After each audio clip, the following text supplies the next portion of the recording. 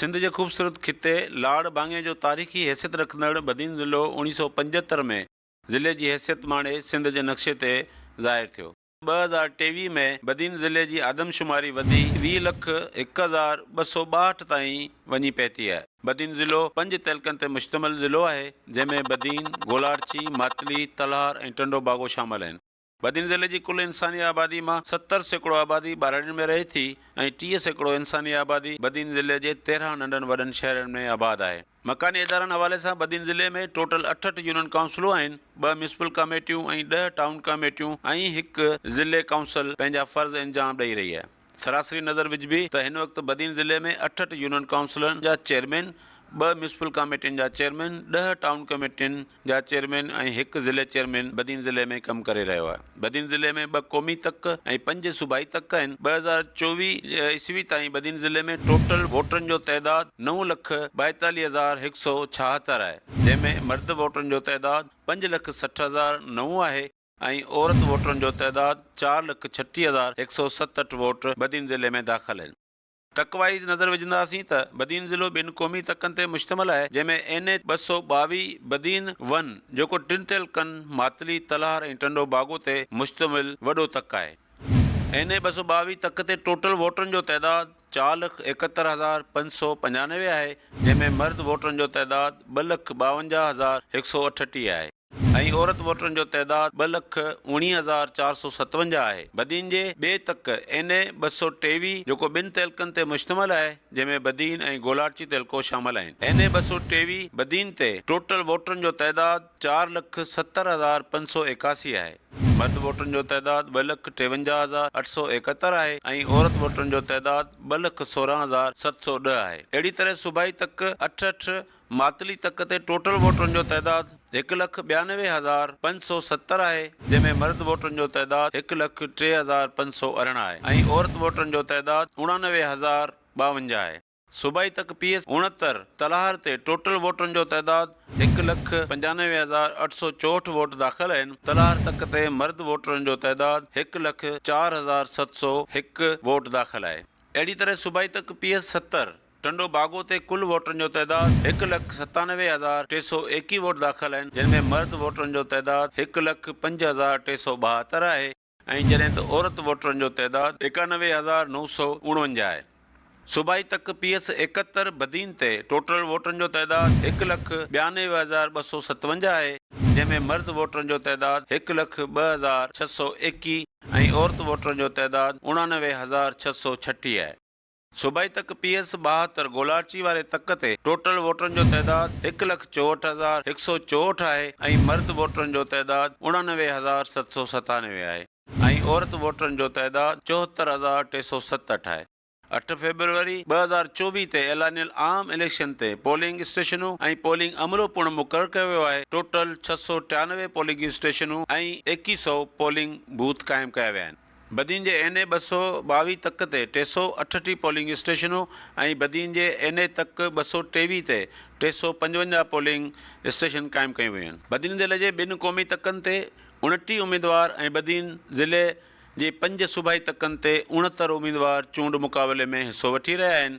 बदीन जे क़ौमी तक NH 222 ते 15 ऐं क़ौमी तक NH 223 ते 29 उम्मीदवार मुक़ाबिलो कंदा, जॾहिं त PS मातली ते 12 ऐं PS तलहार 69 ते 18 उम्मीदवार, PS 70 तक टंडो बागो ते 21 उम्मीदवार, PS तक 71 बदीन ते 21 उम्मीदवार ऐं PS 72 तक गोलारची ते 18 उम्मीदवार आम चूंडनि में हिसो वठी रहिया आहिनि।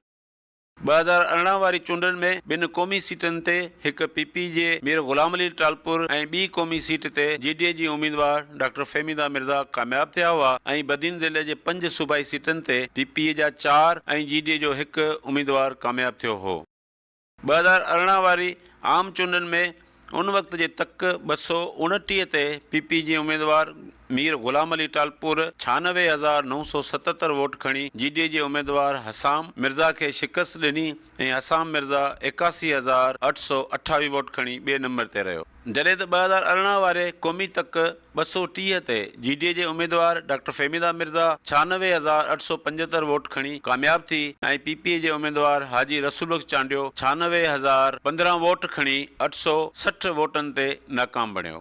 2018 वारी इलेक्शन जे तकनि मूजिबि PS 70 मातली तक ते पीपी जो उम्मीदवार मरहूम बशीर अहमद हालेपोटो 44,305 वोट खणी कामयाब थियो, जॾहिं त जीडीए जो उम्मीदवार रियाज़ अहमद निज़ामाणी 22,967 वोट खणी नाकाम रहियो। PS 71 तलहार तक ते पीपी जो उम्मीदवार मीर अला बख्श टालपुर 38,727 वोट खणी कामयाब बणियो, जॾहिं त जीडीए जो उम्मीदवार मीर अब्दुल्ला टालपुर 32,822 वोट खणी नाकाम रहियो। PS टंडो बागो 72 तक ते जीडीए जो उम्मीदवार हसनैन अली मिर्ज़ा 43,101 वोट खणी कामयाब बणियो, जॾहिं त पीपी जो उम्मीदवार सैयद अली बख्श उर्फ पप्पू शाह 35,588 वोट खणी नाकाम रहियो।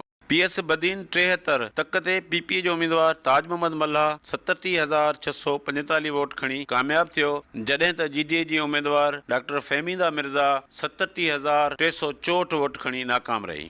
PS गोलाची 74 तक ते पीपी उम्मीदवार मोहम्मद इस्माइल राहो 44,963 वोट खणी कामयाब बणियो, जॾहिं त जीडीए जो उम्मीदवार डॉक्टर ज़ुल्फ़कार अली मिर्ज़ा 28,886 वोट खणी नाकाम रहियो। जी नाज़रीन, असां हींअर बदीन जे क़ौमी तक 223 में बदीन शहर में मौजूदु आहियूं ऐं इलेक्शन ऐं अवामी मसइलनि जे हवाले सां अचो था। असां बदीन जे 223 वारे तक जे रहवासियुनि खां पुछूं था त पीपल्स पार्टीअ जे 5 साला दौर में संदन बुनियादी मसइला कहिड़ा हल थिया। बदीन में खोड़ सारा मसइला हुआ, जीअं त पहिरीं असांजो जेको आहे उहो तालीम जो मसइलो आहे, किताब ई अणलभ थी विया, उस्ताद जेके आहिनि उहे स्कूलनि ते न हुआ ऐं बिल्डिंगूं जेके आहिनि उहे किरण लॻियूं, को बि रोशनी न थी सघी ऐं असांजे जेके बैराड़ी जा जेके माण्हू हुआ ऐं बदीन ज़िले जा जेके शागिर्द हुआ उन्हनि खे के बि स्कॉलरशिपूं जेके आहिनि उहे बि न मिली सघियूं ऐं असांजे ॿारनि खे को बि अहिड़ो मौक़ो न मिली सघियो। सिहत जे हवाले सां असां ॻाल्हि कंदासीं, तव्हां वेंदो इस्पतालनि ते त तव्हांखे उते पटे वालो मिलंदो, डिस्पेंसर मिलंदो, पर डॉक्टर तव्हांखे कोन मिलंदो।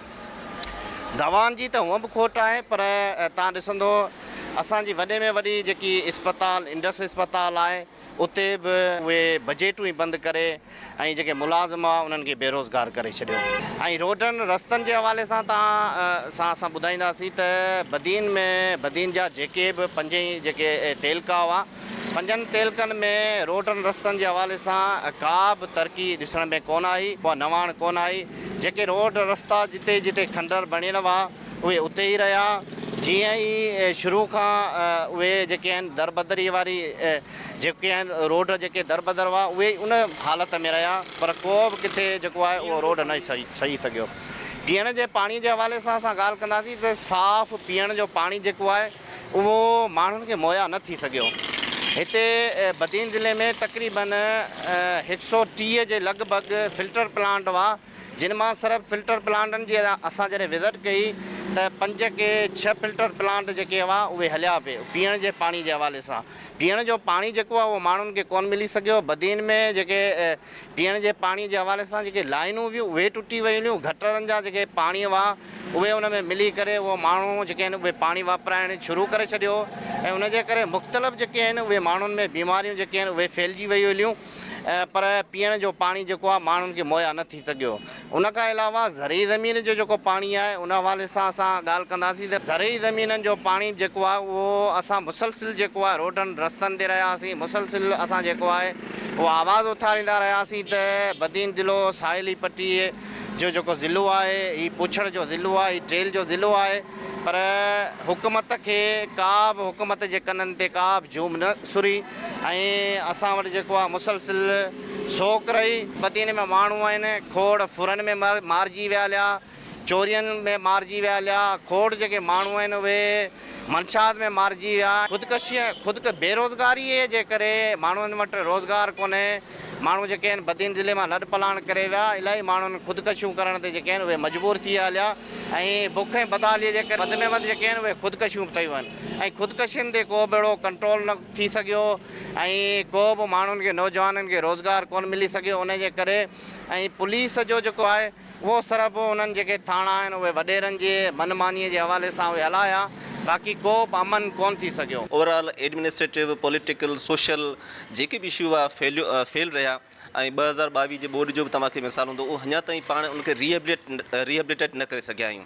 ऐं इन खां अलावा जेके एडमिनिस्ट्रेटिव इशू हुआ, पंहिंजे जेके गलियूं रस्ता ही जेके शइ बदीन सिटी जे इवन ड्रेनेज सिस्टम, पाणी जो सिस्टम, काफ़ी अहिड़ा इशूज़ आहिनि जेके अञा ताईं बराबरि हल न थी सघिया आहिनि। ऐं सम्झां थो त हीअ जेके हुकूमत वई आहे उन मां वॾियूं एक्सपेक्टेशन हुयूं, पर उहो उन तरीक़े सां या हिते जा नुमाइंदा या हिते जा जेके ब्यूरोक्रेट्स जेके बि आहिनि इंसान उहे फेल वई आहे। में जेके सिहत खां वठी एजुकेशन खां वठी पंहिंजे जेके तइलीम जो मसइलो ऐं ओवरऑल जेके ख़ासि करे जेके पंहिंजे जेके जनरल इशूज़ आहिनि बदीन जा, ख़ासि करे हिन वक़्तु ताईं जेको पाणी जो क्राइसिस रहियो या जेका ब्लैकमेलिंग रही मार्केट जी भाण खां वठी ॿिज, इहे सभु वॾो इलाही मुंहिंजे ख़्याल में सुठो न रहियो। अमन अमान जे हवाले सां कीअं गुज़रियो? मंशात बि तमामु घणी असांखे नज़र आई, आम माण्हू बि जेको आहे मंशात में वठिजी वियो, नौजवान मंशात में वठिजी वियो, उनजी रोकथाम जे लाइ का शइ नज़र आई या कोन आई?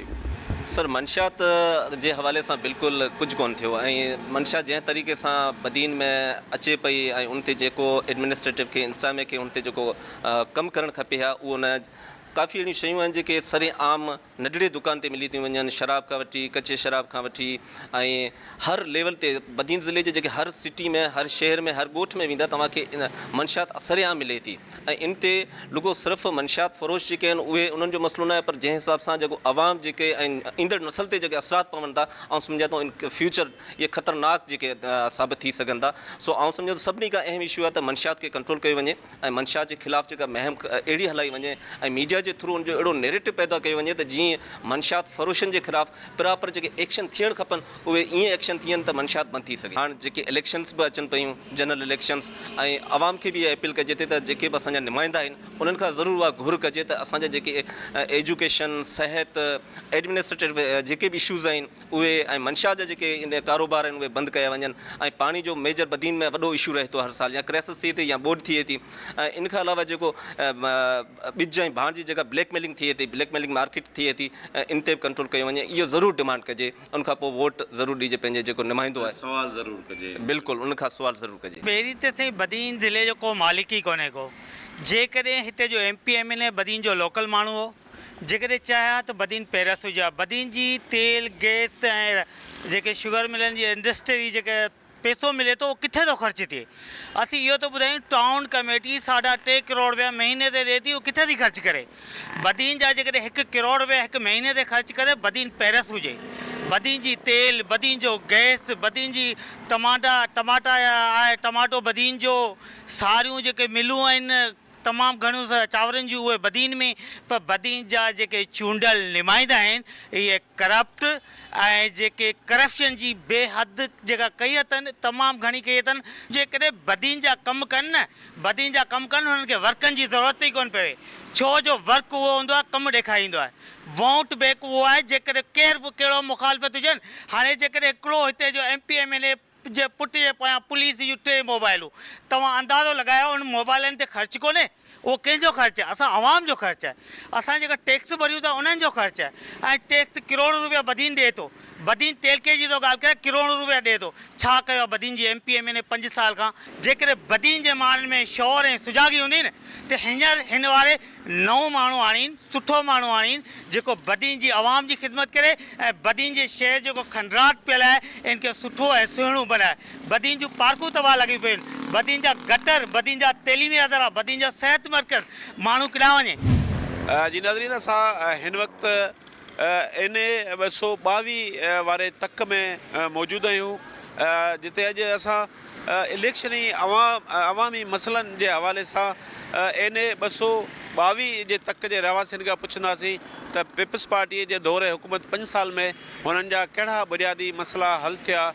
अचो त असां जेको आहे इन 222 वारे क़ौमी तक जे रहवासियुनि खां पुछूं था, उन वोटरनि खां पुछूं था त हुननि जो छा चवणु आहे। पीपल्स पार्टी सिंध में 15 साल खां का बि अहिड़ी माना सहूलियत कोन ॾिनी आहे। तव्हां रोड ॾिसंदा, रोड तबाह आहिनि, अस्पताल में वेंदा अस्पताल तबाह आहिनि, जेकॾहिं कंहिं खाते में वेंदा त खातो तबाह आहे। हर शइ माना जिते वेंदा वॾेराशाही वारो सिस्टम आहे। मातली में जेको ग़रीब ऐं हेठें तबिके जो माण्हू उनजी नुमाइंदगी मोहतरमा तंज़ीला कमरानी साहबा खे मिली त मातली जो माण्हू हिकिड़ो तमामु ख़ुशि हो त पीपल्स पार्टी हिकिड़ो बहितर कमु कयो आहे त हेठें दर्जे जी हिकिड़ी शीदी ज़ात जी हिकिड़ी औरत खे उन्हनि मथे कयो आहे। असांखे वॾियूं शहरीनि खे उमेदूं, असीं ख़ुशि बि थियासीं, अजरकूं बि पारायूं, मुबारकूं बि ॾिनियूं ऐं असांखे हिकिड़ी उमेद हुई त मातली जा काफ़ी मसइला हल थींदा। पर असांखे अफ़सोस सां चवणो पए थो त मातली जो मसइलो हल थियण जे बदिरां बहितर माना उन में मसइले में वाध थी आहे। जी तव्हां ॾिसो त हिकिड़ो हींअर जदीद दौर आहे, दुनिया अलाए जे किथे पहुती आहे। मातली जी 2 लख आबादी आहे शहर जी ऐं तेलके जी तक़रीबन 6 खां 7 लख जे अंदरि आहे। त हिते तव्हां ॾिसो त मातली में लाइब्रेरी, पब्लिक लाइब्रेरी कोन्हे। उनखां पोइ ब्यूटिफिकेशन जो कमु पोणा 2 अरब रुपया सिंध हुकूमत ऐं एशियन बैंक मंज़ूर कया त बाबा मातली खे हिकिड़ो ख़ूबसूरत शहर करणो आहे, हिन खे पेरिस निमा करणो आहे शहर। ऐं असां वॾा हिते जशन ऐं नचियासीं बाबा ही मातली में वॾी तरक़ी पई थिए, रोड नाला ठहंदा, बाबा वाटर सप्लाई जूं नयूं लाइनूं लॻंदियूं।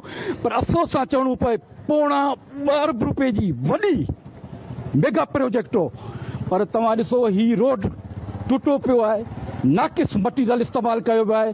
वाटर सप्लाई जूं लेनुनि जो हिकिड़ो नंढड़ो मामूली हिकिड़ो नाक़िस मटीरियल इस्तेमालु करे वियो आहे। उहे लेनूं हंधा हंधा टुटल तव्हांखे नज़र ईंदियूं। सिंध में जेको 15 सालनि खां पाकिस्तान पीपल्स पार्टी जी हुकूमत क़ाबिज़ रही आहे, तव्हां ॾिसंदो इन्हनि 15 सालनि में पीपल्स पार्टी जी हुकूमत जे दौरान सिंध जी तइलीम जो बेड़ो ॿुॾी वियो। असांजा स्कूल जेके आहिनि उहे ढही पिया, उते स्कूलनि जो को वजूद कोन्हे, तइलीम मुकमल तबाह थी वई। असांजी सिहत जो इहो हाल आहे, असांजे जेको सरकारी अस्पतालनि में रुपए वारी गोरी बि अव्हांखे कोन मिलंदी ऐं तव्हां असांजा जेके इदारा आहिनि उन्हनि जे में एतिरी करप्शन आहे जंहिंजो तव्हां को अंदाज़ो को काथो लॻाए ई कोन था सघो। रोड, रस्ता, गलियूं ऐं जेके बि प्रोजेक्ट सिंध गवर्नमेंट जे ज़रिए असांखे आम माण्हू जी जेको आहे उन जे लाइ आम माण्हू जी भलाई जे लाइ था मिलनि, उन्हनि प्रोजेक्ट्स खे पीपल्स पार्टी जी गवर्नमेंट तबाह ऐं बर्बाद करे छॾियो। करप्शन आम थी आहे। जी नाज़रीन, असां हिन वक़्तु बदीन ज़िले जे PS 69 तलहार जे सूबाई तक तलहार शहर में मौजूदु आहियूं ऐं तलहार शहर जा कहिड़ा बुनियादी मसइला 5 सालनि में हल थिया आहिनि त इलेक्शन ऐं अवामी मसइलनि जे हवाले सां असां तक जे वोटरनि खां पुछूं था त हू कहिड़े जेको आहे तरक़ाती दौर मां गुज़रनि पिया या अञा मसइलनि न हल थियण वारे दौर मां गुज़रनि था। मैंने MP जी ॻाल्हि था करियो, तलार में 5 सालनि खां एसी ताईं धिका ऐं ठेला मिलिया आहिनि, ॿी का शइ कोन मिली आहे साईं। असांजो तलार AC खां मुख़्तियारकार पुलिस जो सिपाही खां उतां खां AC ताईं रुशवा पई आहे। बाक़ी तूं MNA MP जूं कहिड़ियूं ॿियूं ॻाल्हियूं करी, असांजो हथ जो मुख़्तियारकार AC ॾिठो अथई 2 महीना थिया आहिनि। अदा हिन 5 सालनि में असांखे बुख ऐं बदहाली खां सवाइ कुझु कोन मिलियो आहे, का शइ कोन मिली आहे। असांजा ड्रेनेज सिस्टम ॾिसो, वार्ड नंबर 1 जेको आहे उन में जॾहिं बारिश पए थी, अगरि 5 मिंट बि बारिश पए थी त गोॾे जहिड़ा पाणी बीठा आहिनि, 3 ॾींहं पाणी कोन थो निकिरे। तेल या बिल ठाहियो उहो खायो वञो, का शइ जेका आहे सा कोन पई मुहैया थिए, का बि उमेदु कोन्हे का। उहे ई अचनि था जेके पहिरीं अचनि था ऐं असांजा बि दोस्त जेके आहिनि उन्हनि खे वोट ॾियो, वरी चाढ़ियो छॾी, का बि असांखे जेका आहे सब्सिडी उनखां मिलण जी उमेदु आहे। जी नाज़रीन, असां हिन वक़्तु सूबाई तक 70 टंडो बागो में मौजूदु आहियूं ऐं जिते असां जेको आहे अवाम खां पुछंदासीं त दौरे हुकूमत पीपल्स पार्टी में 5 साल दौर में जेको आहे उते कहिड़ा तरक़ियाती कम थिया आहिनि उन्हनि वोटरनि खां पुछूं था। उते चूंडियल जेके सूबाई असेंबली जो मेंबर जेको उन कहिड़ो माण्हुनि जा मसइला बुनियादी हल कया ऐं खोड़ सारा जेके बुनियादी मसइला रहिजी विया आहिनि त अचो त असां वोटर जी ज़बानी उन्हनि खां पुछूं। 5 साल जे गवर्नमेंट जे दौर में सिर्फ़ु ऐं सिर्फ़ु करप्शन थी आहे। टाउन कमेटी हुजे, चेयर यूनियन काउंसिलूं हुजनि, कहिड़ा बि इदारा हुजनि, हर इदारे में सिर्फ़ु ऐं सिर्फ़ु कमीशन जे तौर ते पंहिंजा ऑफिसर हाणे उहे फंड जेके अचनि था उहे कढाए हड़प कया वञनि था। तरक़ियाती कमनि में शहरनि में कंहिं बि शहर में किथे बि को बि तरक़ियाती कमु वग़ैरह न थियो आहे। 22 वारी बोर्ड में जेके नुक़सान थिया, जेके तबाहकारियूं थियूं, उनमें मतिलबु तक़रीबन जेके 5-6 यूनिवर्सिटीज़ जो मुकमल जेको इंफ्रास्ट्रक्चर हो उहो तबाह थी वियो हलियो। उनमें स्कूलूं, उनमें अस्पतालूं, उनमें घर, उनमें ॻोठ जेके आहिनि उहे मुकमल मिसमार थी विया हलिया। पर इतफ़ाक़ सां इहो चइजे त अफ़सोस सां जो मतिलबु उन्हनि जी का बि रिपेयरिंग कोन थी सघी आहे। वॾियूं वॾियूं इस्पतालूं जेके ठहियूं पियूं उन्हनि में जेको जो मथे जे सूर जी गोरी कोन थी मिले। वञो जेको जो महांगाई इन हद ताईं थी वई आहे जो माण्हू अॻे 3 वेलनि जी मानी खाईंदा हुआ, पोइ 2 वेलनि ते आया। हाणे पोजीशन इहा आहे जो माण्हू हिकिड़े वेले जी मानी नथा खाई सघनि ऐं माण्हू जेको मानी लाइ परेशान आहिनि। ऐं ॿियो ठहियो जेके का फोतगी थिए थी, कफ़न दफ़न जे लाइ पैसा कोन्हे। हाणे असांजी हीअ जेका अमीर क़ौम, जेका सिंधी क़ौम जेके दुनिया में हर आबादी हिते थिए, हर क़िस्म जो जेको अनाज आहे उहो हिते पैदा थिए, पर असां सिंधी माण्हू जेके आहियूं त हींअर माना मानी जे भोरे लाइ परेशान आहियूं। बदीन ज़िलो असांजो जेको आहे, असीं जिते वेठा आहियूं उहो हिकिड़ो अमन अमान वारो ज़िलो आहे जिते कॾहिं बि इहो धाड़ेल फैक्टर या चोरियूं फुरियूं हुयूं ई कोन। पर हाणे असां वटि इहा पोजीशन आहे जो माण्हू पंहिंजा जेके माना राति जो शाम खां पोइ निकिरी कोन था सघनि। 2018 वारी आम चूंडनि में पीपी खे 1 क़ौमी ऐं 4 सूबाई सीटनि ते कामयाबी मिली, जॾहिं त जीडीए जे हिसे में 1 क़ौमी ऐं 1 सूबाई सीट ते कामयाबी मिली हुई।